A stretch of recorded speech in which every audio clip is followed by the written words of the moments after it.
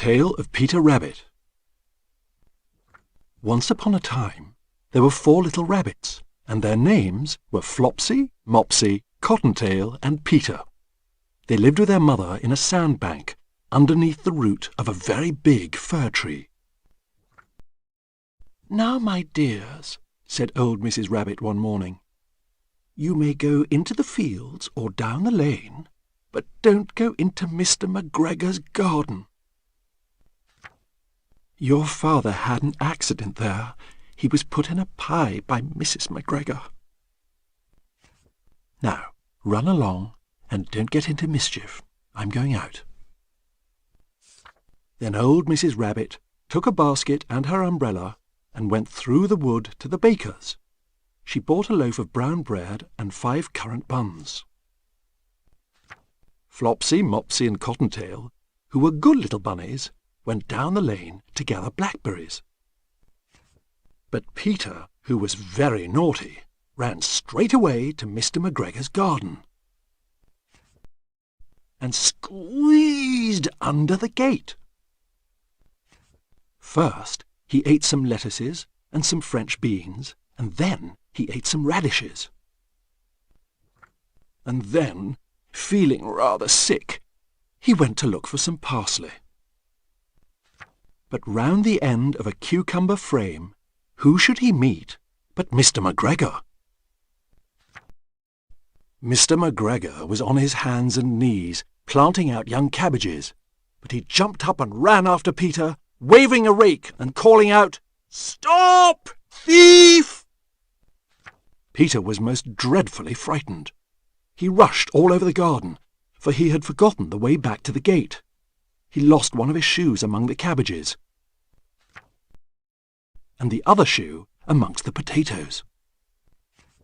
After losing them, he ran on 4 legs and went faster, so that I think he might have got away altogether, if he had not unfortunately run into a gooseberry net and got caught by the large buttons on his jacket. It was a blue jacket with brass buttons, quite new.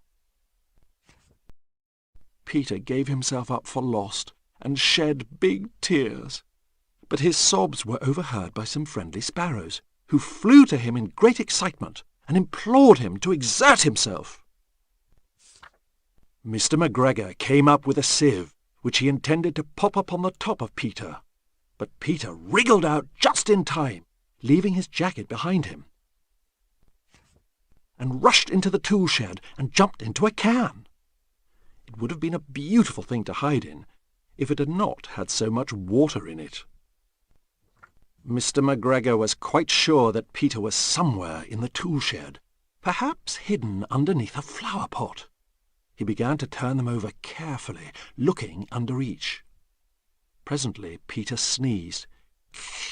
Shoo! Mr. McGregor was after him in no time, and tried to put his foot upon Peter, who jumped out of a window, upsetting 3 plants. The window was too small for Mr. McGregor, and he was tired of running after Peter. He went back to his work. Peter sat down to rest. He was out of breath and trembling with fright, and he had not the least idea which way to go. Also, he was very damp with sitting in that can.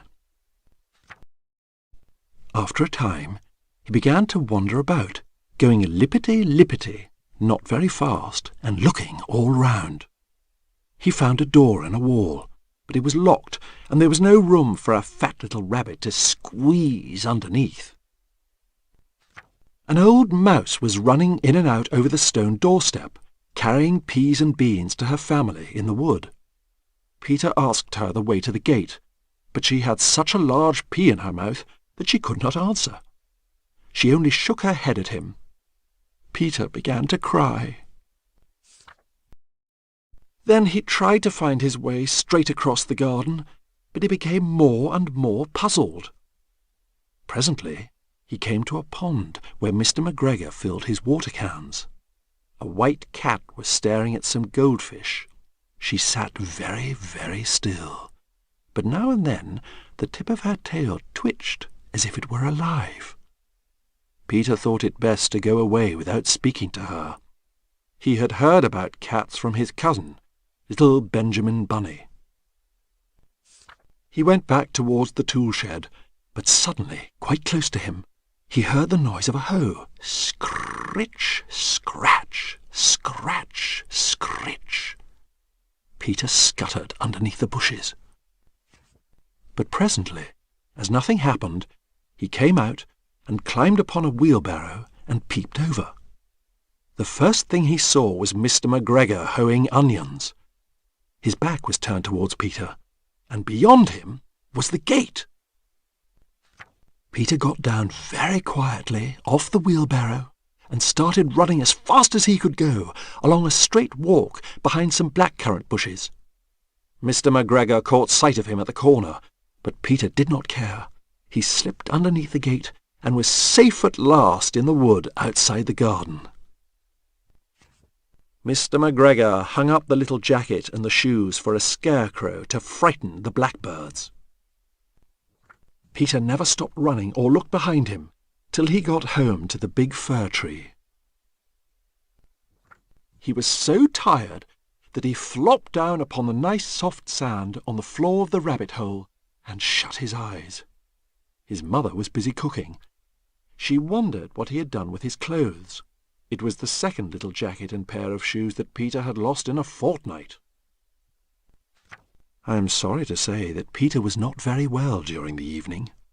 His mother put him to bed and made some chamomile tea, and she gave a dose of it to Peter. 1 tablespoonful to be taken at bedtime. But Flopsy, Mopsy and Cottontail had bread and milk and blackberries for supper. The end.